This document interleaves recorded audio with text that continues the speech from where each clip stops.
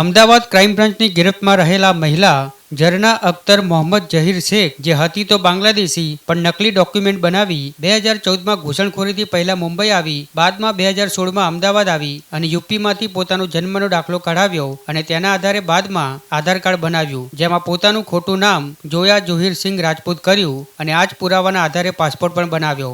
અને હાલમાં આ મહિલા અમદાવાદના નારોલમાં રહેતી હતી, જેણે 3 વર્ષ પહેલા જુહાપુરાના યુવક સાથે મુસ્લિમ રીતિ રિવાજ મુજબ લગ્ન કર્યા અને આજે 10 મહિનાનું બાળક પણ છે. ત્યારે ક્રાઇમ બ્રાન્ચે મહિલાની ધરપકડ કરી ડિપોર્ટની કાર્યવાહી હાથ ધરી છે.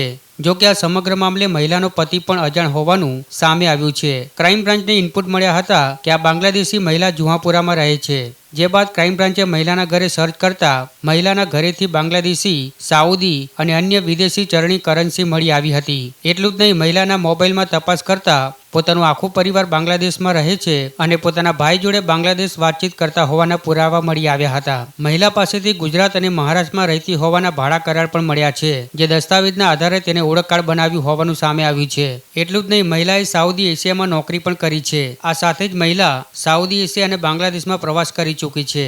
સાથે જ મહિલાના બેંક એકાઉન્ટમાં 35 લાખ જેટલી રકમ પડી હોવાની માહિતી સામે આવી છે. ત્યારે ક્રાઇમ બ્રાન્ચ દ્વારા મહિલાની ધરપકડ કરી 18 તારીખ સુધીના રિમાન્ડ મેળવી વધુ તપાસ શરૂ કરી છે. સાથે જ અન્ય કોઈ એજન્ટો સંડોવાયેલા છે કે કેમ તે દિશામાં પણ પોલીસ તપાસ કરી રહી છે.